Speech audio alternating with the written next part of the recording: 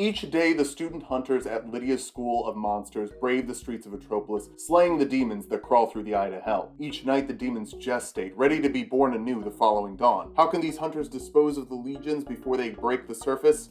In a word, quickly. The Accelerators were born from Lydia's School of Monsters, as were most arcane developments in the Moriae region. Fate, the Spider Queen, favored the Wire Weavers. Between their aerial acrobatics and the ways they immobilized their prey, she couldn't help but consider them her children. On the open sands of the Lakean Waste, however, a Wire Weaver's thread could find no purchase. Those concerned with speed in the desert turned to wheel and steel. These charioteers plowed over anyone in their way and enjoyed a degree of safety from the creatures lurking in the sands. In cities not overrun with demons, the Temporal Riders formed a rivalry between the criminals and the law, desperately trying to catch them. Most records don't indicate any intention to warp the very fabric of time. Instead, it seems it was an accidental boom from a race to become the fastest. Hey there, it's been a while since we did some homebrew. Obviously, this is the best time to do homebrew. Why would you even ask? In all seriousness, the Moriae project is still intended to be 5e compatible. If Wizards of the Coast decides to absolutely destroy the open gaming license, I'll find another system to bring these ideas to. Ideally, I don't want to make a whole system for this, but if that's what it comes to, we'll do it. Whatever, right? Support me on Patreon if you want to see the text version of this class, as well as updated versions of the other subclasses. I've tweaked some spell lists and clarified some language. Go check it out at the $5 tier. Also, I'm going to be running some sessions for patrons to playtest the Moriae region. I'll post my availability, and then maybe even play it. That'd be pretty cool, right? Go check it out. So first, what is an accelerator and why make it an entire class? Well, the Wire Weaver was one of my favorite subclasses, but some of the ideas paired way too well with Monk. It just took too much wind-up to get it moving as well as it needed to in order to be effective. Some of the magical items could help it get there, but it locked you into taking such specific spells and infusions to make it click, and that means once you've played one Wire Weaver, you can kind of be done with it. Then I realized making a new class focused on momentum and movement, I could also get two other archetypes that struggle to fit into existing D&D, the Speedster and the Driver. Happy accident! Have you ever noticed how much Spider-Man has in common with a Speedster? Or Dominic Toretto? All have impossible reaction time, they're virtually explosion-proof, and most importantly, they get things done with the power of momentum. First, we'll go through the abilities these archetypes share, then touch on them each individually, and kind of gloss over the Wire Weaver. It doesn't change all that much other than getting a new spell list. Let's start with some background. The Accelerator's abilities focus primarily on dexterity and intelligence. Their nimbleness was shared across all archetypes, but their intelligence helped them focus on their particular niche. A respectable amount of dexterity and intelligence was required to multiclass with Accelerator, and they had proficiency with the aforementioned saving throws. As far as skills, Accelerators could focus on acrobatics, arcana, athletics, investigation, perception, or sleight of hand. No more than 2 of these, unless of course they were already trained in them from their background. Accelerators used a variety of weapons, anything without the heavy property. It's still a point of debate whether guns existed in the era of Moriae, but if they did, Accelerators could use them.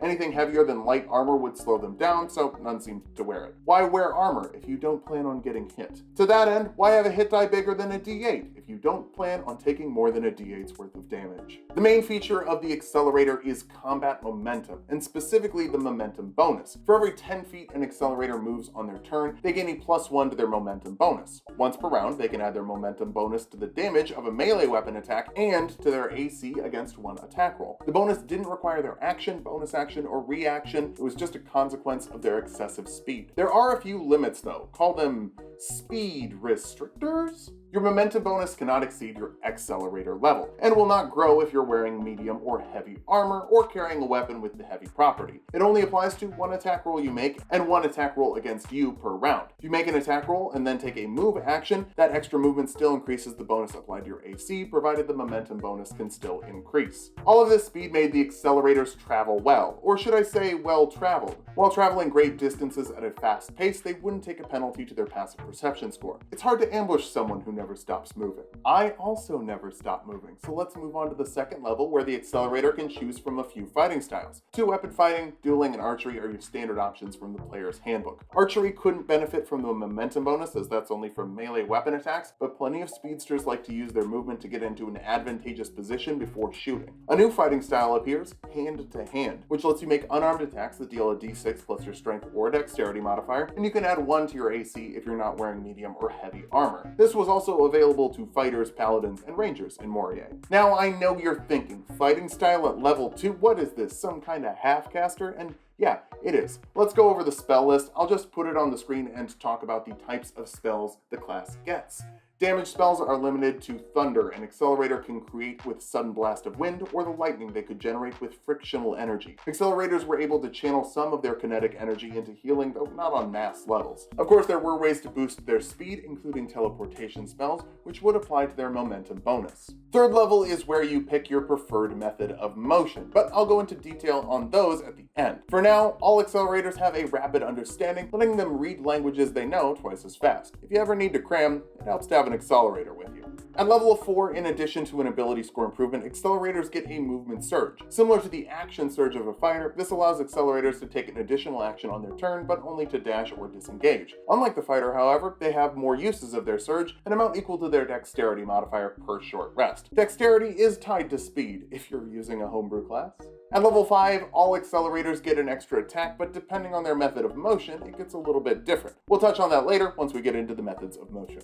The 6th level Accelerators improve their combat momentum, now getting to add their momentum bonus to one saving throw per round as well. These are all additive, so it's a damage roll, your AC, and your saving throw every round. If they had evasion, fireballs would basically be nothing. Yeah, of course they get evasion at level 7. Come on, it's a dex class, and I want it to be good, so not ranger. Evasion is good, but it's even better with a momentum bonus. We'll speed through level 8, just an ability score improvement, and level 9 is another method of motion feature. All Accelerators get some great abilities at level 10 though. With speedy recovery, they can add their dexterity modifier in addition to their constitution modifier when they spend a hit die to recover hit points. Once per long rest, they could even spend a hit die after 10 minutes of light activity. Not only could Accelerators move faster than everyone else, they were also able to fall asleep faster. Being so well rested gave them enhanced reflexes, letting them add their proficiency bonus to their initiative rolls. If that pushed their initiative higher than 20, they were also able to make one additional action on the first round of combat. Being so regularly prepared for an escalation meant many Accelerators were said to be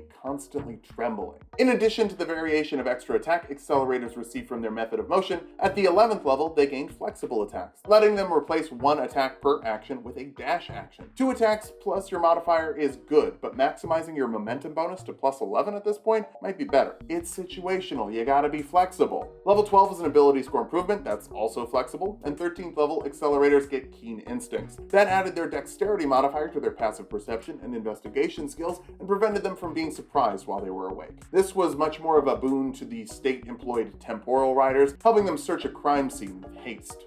14th level Accelerators could punish creatures who underestimated their speed with swift retaliation. When a creature missed them with an attack, the Accelerator could use their reaction to move to a space within 5 feet of the creature without provoking opportunity attacks and make one weapon attack with advantage. That movement would increase their momentum bonus as well, provided they hadn't used it for a damage roll earlier in the round. If there was a sniper in the area, an Accelerator could take the dodge action with their turn, hope for a miss, and end up right on the sniper's location with a plus 14 damage modifier. It wasn't anything personnel, of course. Level 15 gave another feature from the method of motion, level 16 another ability score improvement, but level 17 gave the Accelerators another method of recovery with rapid magic, allowing them to recover spell slots on short rests instead of long rests once per long rest. Since this is also where they gained their 5th level spell slots, it could be very effective, as long as they found time for a nap. 18th level Accelerators got maximum momentum, allowing them to add their momentum bonus to 2 attack rolls per round, as well as giving them 2 uses for damage rolls, defensive boosts to their AC, and bonuses to their saving throws. You don't need to move between uses, but if you do and it would increase the momentum bonus continues to ramp up. Never beyond your Accelerator level, but that's still plus 18. You gotta go fast. Level 19 is another ability score improvement, and then we get to talk about capstones. Capstones are so fun to design because all they have to do is be less busted than the druid's I can never die ability, and you get to call them balanced. Overdrive lets Accelerators make an additional action each round at initiative count -10 from their initiative roll, and initiative count -20 from their initiative roll, provided that number is still greater than 0. With an initiative modifier of plus 11 if they capped off their dexterity, they have a 100% chance of 2 actions per turn and a 50% chance of 3. Pretty busted, but not as busted as Moon or Spore Druid, so I can call it balanced. Let's move on to subclasses. Those concerned with speed in the Lakian Wastes needed to get creative. Rangers could tame a few of the animals in the area, but Charioteers made their own mounts. Steel beasts, each as unique as its rider and customized to their own particular style of driving. Some made relentless instruments of carnage, while others set up a caravan service to bring people across the savage sands. What these drivers wanted in the wasteland wasn't clear, but whatever it was, they were going to get it quickly. The Charioteers had proficiency with smith's tools to modify their machines, as well as proficiency in land and water vehicles to steer them. Auto chariots are vehicles. Their stats get a little involved, but here's the basics. Charioteers construct their auto chariot during a short rest and can turn a normal chariot into an auto chariot with 10 minutes in a first level spell slot. Driving the chariot requires a bonus action. It starts with 40 feet of movement speed and can gain defensive bonuses from your momentum bonus. While riding in the chariot, creatures have the benefits of half cover. It can't be affected by any physical status effects, and it's immune to psychic and poison damage because not alive. That also means it has 0 for intelligence, wisdom, and charisma. Your car cannot solve a mystery even if you ride it at night. It has a number of hit points equal to 5 plus your intelligence modifier and 5 times your accelerator level and 15 AC. If it makes a constitution or strength saving throw, its bonus is equal to 4 plus your proficiency bonus. Its only method of dealing damage is trampling creatures by moving 10 feet in a straight line, forcing a dexterity saving throw on the creatures in its path. Failing that, they take 2d8 bludgeoning damage and are knocked prone. Your auto chariot takes half that damage, and you can add your momentum bonus to the damage, expending the damage roll use of your momentum bonus for the round. I suppose saying this is auto chariot's only method of dealing damage isn't entirely accurate when you account for the modifications. Charioteers had a number of modification points equal to their proficiency bonus and gain more options as they level up in the class. At 3rd level, each of the available modifications costs 1 point, including a plow, which would help them move through difficult terrain and remove the self-inflicted damage from a trample. Arcane lamps can help an auto chariot drive through the dark and potentially blind creatures in front of it. 4 wheels make the chariot easier to drive for other creatures and make you less likely to fall off. Spiked wheels carve up creatures next to the auto chariots as it moves and deal more damage if you have 4 wheels instead of 2. A boot gives a chariot some extra arcane storage space. A sidecar allows another creature to ride in your chariot with you, and a ballista lets you make a ranged weapon attack that deals 1d8 plus your dexterity modifier. You use this weapon with the same bonus action you use to steer your chariot.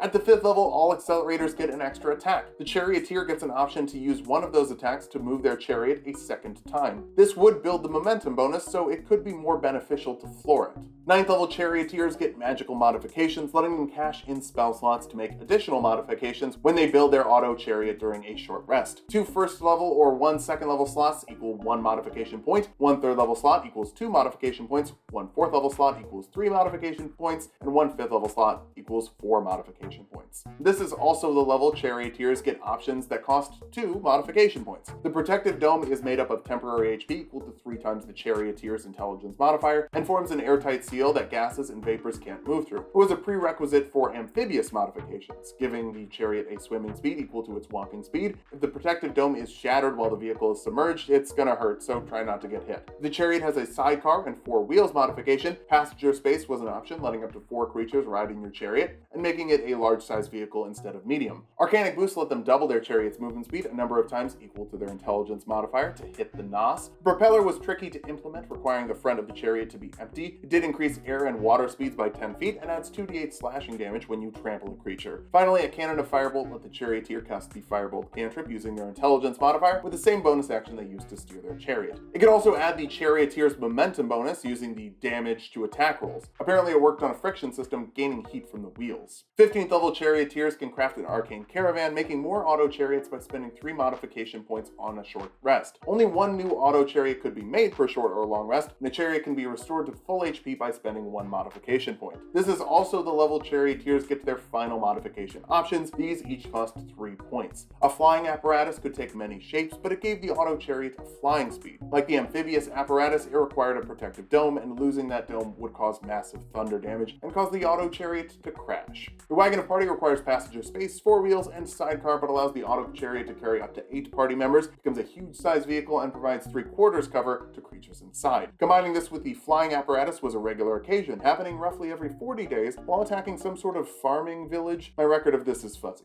Cloaking let the driver add their intelligence modifier to stealth checks of the chariot. If they were able to trample a surprised creature, it incapacitated them until the end of the driver's next turn. The arcanic shield protects the chariot from damage when it's submerged in acid, lava, or freezing water, as well as the protective dome if it has one. Spell attacks targeting a chariot have disadvantage, and it has advantage on saving throws against spells. The driver could also add 5 to the chariot's AC as a reaction when it's attacked until the start of the Charioteer's next turn. Finally, the flamethrower allowed the Charioteer to force a dexterity saving throw on creatures in a 60-foot cone, dealing 4d10 fire damage to those that fail, half as much to those that succeed. Remember, Only one turret could be attached to the chariot at a time. No two chariots ended up looking the same. Hopefully you've got the gears turning for what kind of chariot you'd like to build. Unless you don't like cars. Maybe you would just like to be fast without help. The shadow of Grace Gannett's suspended prison loomed over the citizens of Clethopolis. With a constant reminder of what would happen should they be caught, the legally averse citizens of the city weren't deterred from a life of crime. Instead, they became temporal riders, warping time and moving far too fast to be detained by the slow-footed and slower-witted law. With an abundance of resources, the law developed methods of temporal riding themselves. This perpetuated a race to become the fastest. I suppose that is the end goal of most races.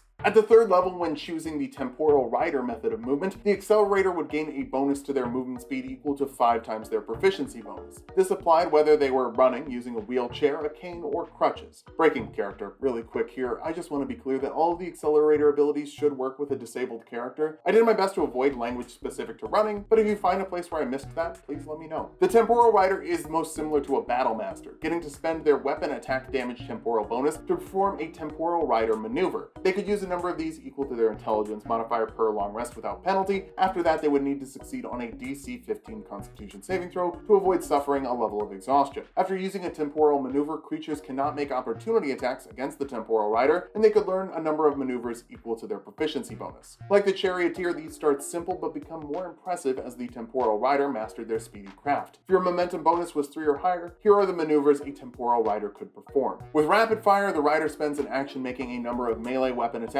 equal to their momentum bonus. They may have sacrificed force for speed, as each hit dealt a d4 plus 1 of damage regardless of the size of the weapon, and didn't apply an additional attack modifier. That averages out to 3.5 damage per hit though, so it could add up. With Hit and Run, the Rider takes a dash action and can attack a number of creatures within 5 feet of their path equal to their momentum bonus. Each of these attacks deals a d4 plus 1 of bludgeoning damage, and each attack must target a different creature. If the extra dash movement increases the Rider's momentum bonus, they're able to attack additional creatures relative to the amount of momentum bonus would increase, provided they have enough movement to reach those creatures. With a rescue, the Rider can take a dash action and grapple a number of creatures equal to their momentum bonus. The grapple ends at the end of the action and does not apply the movement penalty of a normal grapple. It might not be as exciting as landing 20 punches in a single round, but it's pretty much the best way to get the whole party out of danger at level 3. The creatures being grappled do have to be willing to go along. 5th level Temporal Riders get an extra attack. If one of those attack rolls is a 19 or a 20, they can make an additional attack for free. Hey, roll multiple 20s in a row and land 1,000 punches. This also unlocks some more temporal maneuvers if your momentum bonus is 15 or higher. Static Strikes lets the Rider spend their action adding lightning to their weapon and body. This adds a d12 of extra lightning damage to a number of attacks equal to their momentum bonus. These are the next attacks the Rider makes regardless of whether they hit or miss. Friction Fighting does the same thing, but with fire damage instead of lightning damage. It really depends on what kind of monster the Riders were fighting, though a high-level wizard from Lydia's School of Monster could make that irrelevant by forcing a vulnerability. Gale Force forces a strength saving throw on creatures in a 60-foot cone coming from the Rider's space. On a failed saving throw, they take 4d12 bludgeoning damage and are pushed back a number of feet equal to 5 times the Rider's momentum bonus. If that movement caused them to hit a wall or ceiling, they take 2d12 bludgeoning damage. On a successful saving throw, they take half damage and are not pushed. As it's wind, it also dispenses vapors and puts out fires.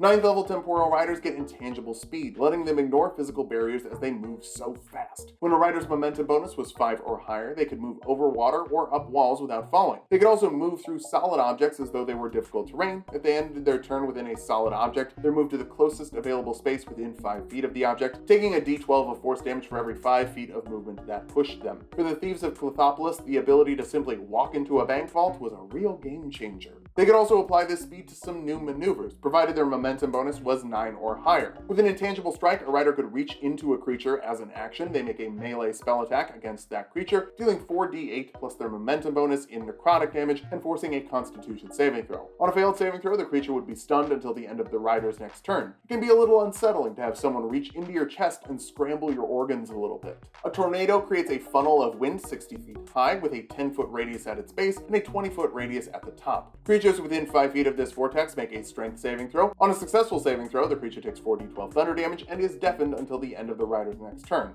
but is not pulled into the vortex. On a failed saving throw, they're pulled inside, deafened, and restrained until the end of the rider's next turn, taking 4d12 thunder damage and 4d12 bludgeoning damage. At the end of the rider's next turn, they're thrown a number of feet equal to 5 times the rider's momentum bonus in a random direction. If this movement causes them to hit a wall or ceiling, they take an additional 2d12 bludgeoning damage, and since it's wind, yeah, it also gets rid of fire. There were some good people who weren't criminals using the Temporal Rider abilities. Everybody loves a firefighter. The 15th level Temporal Riders really lived up to their name with speed beyond time. Once per short rest, when a rider got their momentum bonus above 10, they were able to change the outcome of events since the end of their last turn. There were 4 options. Riders could choose a creature who took damage within 100 feet of them, move them up to 30 feet from where they took the damage, healing that damage off as well. Or riders could choose a creature who missed an attack roll within 100 feet of them, make that attack successful, and deal an extra d6 of force damage. Or riders could choose a creature who failed a death saving throw within 100 feet of them, and that creature now succeeds and has 1 HP. Or a rider could choose any creature within 100 feet of them and just move them 60 feet in any direction.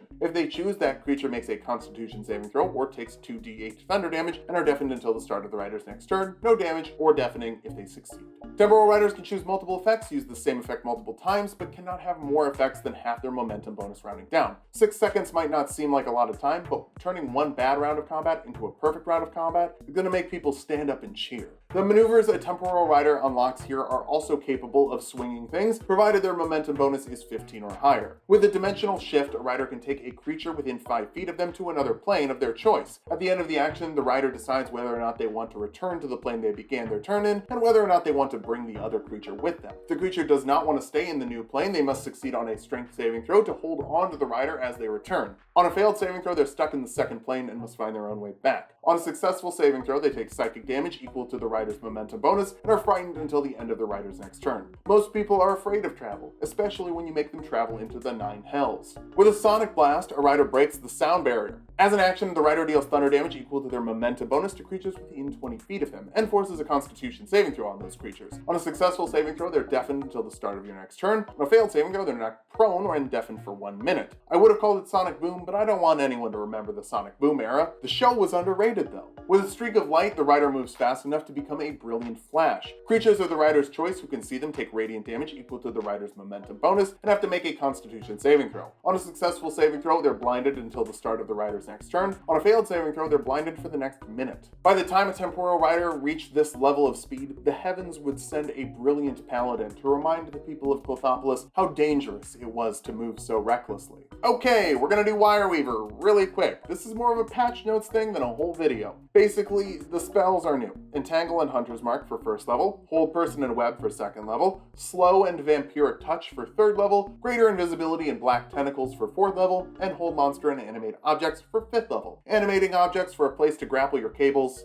It's a pretty cool move. The kinetic cables are also longer. Instead of 5 times your intelligence modifier in feet, it's 10. That caps out at 50, so it's not really an excessive amount of mobility, especially for a mobility-focused class. With their extra attack, the second attack lets them force a strength saving throw on a creature they hit. Failing that, their speed is reduced to 0 until the start of the Weaver's next turn. It's kind of like a grapple, but it gets to be a little cleaner than how it was previously written. At level 9, when the Weavers get enchanted extensions, they can now grab 3 cantrips of their choice from the wizard list and add their momentum bonus to the damage of those cantrips. That counts as the attack damage usage of the momentum bonus. Basically, I just realized that the Wire Weaver was already pretty crunchy, but also a little weak. I didn't want to just increase the damage of the cables. I thought it would be more interesting to add more customizations by making them the caster-focused accelerators. It's also the reason they're the only subclass that gets extra spells. Now, in previous homebrew videos, I talked about some cool multi-classing options, but this one's already way longer. So instead, follow me on Twitch and literally just ask me what multi-class options I think would be cool while I play Elden Ring or Pokemon. Join the Patreon for the text version of this. It's at the $5 tier, along with all of the character sheets from the Building Character series. If you want to playtest this, that should make it pretty easy for a one-shot. Oh, and I'll be playtesting it with patrons. So sign up for the Patreon, and I will post when I have availability to run a session. Thanks for watching, and stay tuned for more from the Gilded Coast of Moriae!